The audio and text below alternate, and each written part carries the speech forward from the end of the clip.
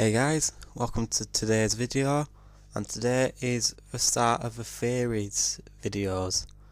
So today we've had a couple of people recommend this video, so it's going to be the link between Super Saiyan and superhumans. So the link that everyone has pointed out so far is Master Roshi. So far he is the only human that has shown any kind of different form. This is his ultra buff form. Now, with decades of training, Master Roshi was able to achieve his form. Similar to how with decades of training, it was just enough for Vegeta to achieve a form of Super Saiyan. But I believe that Master Roshi has skipped a form here. So, the point that I'm going to make to start with is Master Roshi's ultra buff form is very powerful for a human, yet at the same time it has very restricted movements. And what does that remind you all of?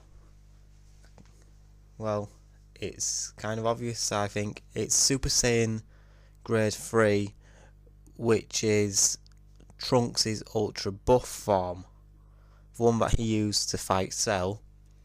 And as Goku said when he went in it when he was in the time chamber, this form has increased strength, but it also decreases movement by a lot, so you can't hit your opponent. So this link between the two, that makes me think that Master Roshi has achieved the first level of superhuman form, but he has missed out on the super speed that came with the first form. So there is also things that I see Krillin and Tien, and to an extent Yamcha, they will all be capable of achieving this form or something similar. The Saiyan legend says that this happens once every 1,000 years. So that could mean that in humans it could also happen once every 1,000 years. They could have the same legend. But because of the similar genetics between humans and Saiyans, it is very possible that this could happen. After all, even Toriyama himself has said that Saiyan and human hybrids become even stronger. So like Gohan, he has the most potential out of anyone. So this shows how much an actual genetics of being a human, well, an earthling, it changes Saiyan DNA to make them stronger. So I know I'm babbling a bit, but I'm trying to think of my words here. I believe that human earthlings can achieve a similar kind of form, so it won't be the same as a Super Saiyan, but the forms themselves can achieve an increased amount of speed and strength. When you look at the likes of Tien, Yamcha and Krillin, they all have an extremely high power level. The average earthling has a power level of between 5 and 10, with Mr. Satan and Videl being in their high 20s, and they are seen as the strongest on the planet. Whereas you look at Krillin on Namek, he had a power level of, when they were fighting Frieza, it was roughly 20,000. So yes, and I know what people are thinking, that's because he got his potential unlocked by Guru, but that must also show the signs of humans being able to achieve these new forms. Krillin has the potential to achieve something new. Like Piccolo became a Super Namekian, why can't there be a Super Earthling? It's not just one thing specified to certain races. So Krillin we'll just pick out Krillin because he has the most potential out of any of them, and it is stated multiple times that he is the strongest human, not just in the show, but by Toriyama and other writers. So Krillin, he has trained most of his life. He stopped training for a while after the Cell Games when he married 18. Then he trained just a little bit up until Boo Saga. Then he stopped training again and gave up fighting completely. So at this point, he had a power level that was as high as First Form Freezer, I'd say, if not stronger. So this is what we believe to be without any kind of power up. Master Roshi, he achieved his form through years of training.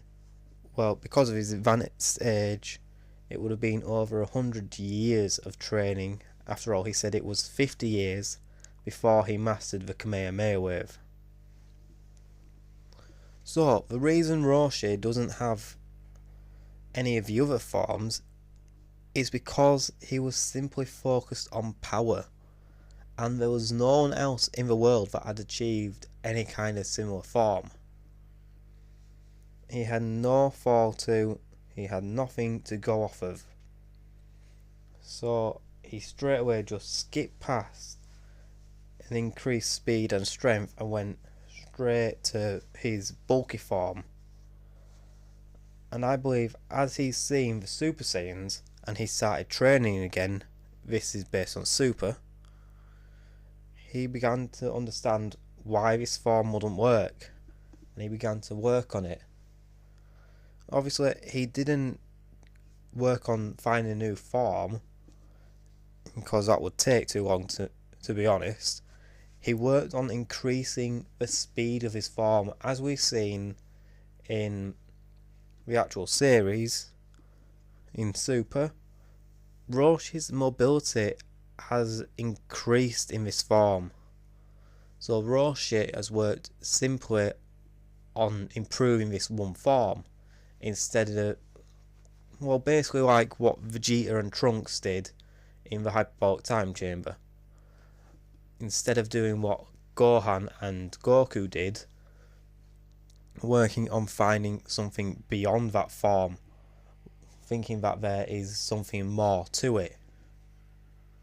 So I believe if Krillin dedicated himself to actually finding a new form, he would be able to achieve it, due to the similar cells and makeup of the humans.